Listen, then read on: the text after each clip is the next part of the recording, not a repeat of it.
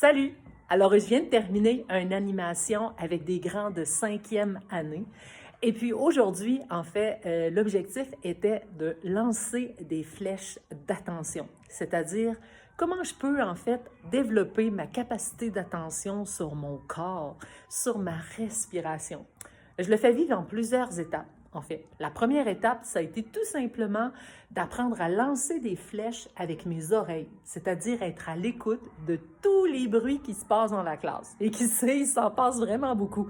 Alors là, les élèves sont juste en train de lancer des flèches d'attention à tout ce qui se passe dans la classe et ils sont attentifs. Ensuite de ça, on a pris le temps de lancer des flèches d'attention sur le bruit à l'extérieur de la classe, c'est-à-dire dans le passage.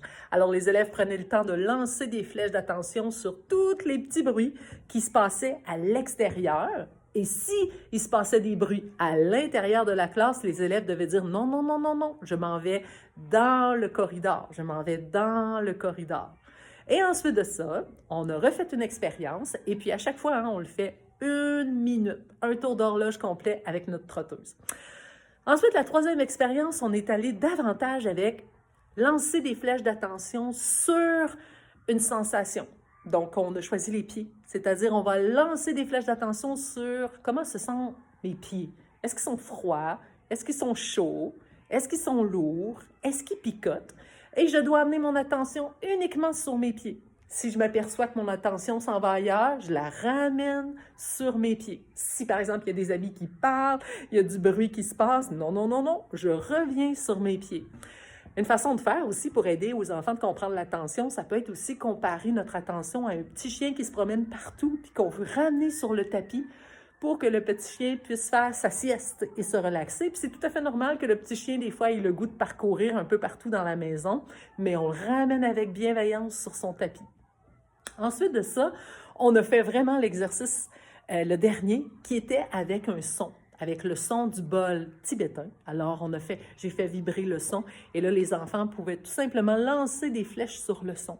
Et c'est spécial parce que quand on prend le temps aussi de discuter après chaque minute, de voir comment les enfants ont aimé l'expérience, qu'est-ce qu'ils ont apprécié ou pas, comment ils ont eu l'impression de vivre ça, c'est-à-dire, ben moi j'ai aimé ça, ou bien moi je me suis aperçu que j'ai toujours besoin de bouger, moi je me suis aperçu que mon corps, en fait, ben, j'avais de la difficulté à le détendre, moi je me suis rendu compte que quand par exemple je m'arrête, ben là j'ai plein de pensées qui me stressent dans ma tête, moi je me suis rendu compte que c'est le fun de faire ça, puis j'en aurais besoin tout le temps.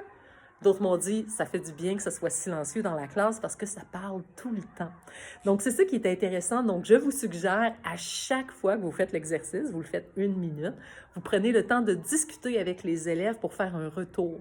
Ensuite, vous réessayez et vous prenez le temps de discuter pendant 1 minute. Les enfants adorent, ils ont besoin d'être entendus dans l'expérience, puis il n'y a rien de parfait dans cette expérience de pratique de l'attention. C'est pas de la méditation là, pure et dure. Puis de toute façon, les grands méditants le disent. C'est vraiment quelque chose qui est différent à chaque fois. Des fois, on est bien disposé, comme d'autres fois, non. Puis on a plus de difficultés parce qu'on a des perturbations mentales qui sont là. Puis on a un esprit qui est complètement dispersé. Mais le but, c'est juste de s'en apercevoir. Comme tantôt, il y a un jeune qui a dit « Ah, moi, je me suis aperçu que ça donnait rien de rire. » là. Fait que je me suis dit « Ben, je vais faire l'exercice. » Donc, lui, il a déjà compris comment s'observer, puis même avoir un peu plus comment je pourrais dire? C'est comme s'il réussit à ramener son attention et à dire ben, « C'est moi qui décide, en fait. C'est moi qui décide. J'ai pas besoin de rire. J'ai pas besoin de faire rire non plus parce que ça changera rien. Je vais faire l'exercice, finalement. » Alors, je récapitule. Apprendre à lancer des flèches d'attention, premièrement, juste peut-être sur les sons à l'intérieur de la classe. Après ça, sur les sons à l'extérieur de la classe. Après ça, sur une sensation corporelle, donc les pieds, les mains, les fessiers sur la chaise. Et après ça, sur un son qu'on pourrait amener, soit le bol tibétain, une cloche, quelque chose que vous avez en classe, un xylophone. Alors, j'espère que vous allez pratiquer ça. Merci, bye!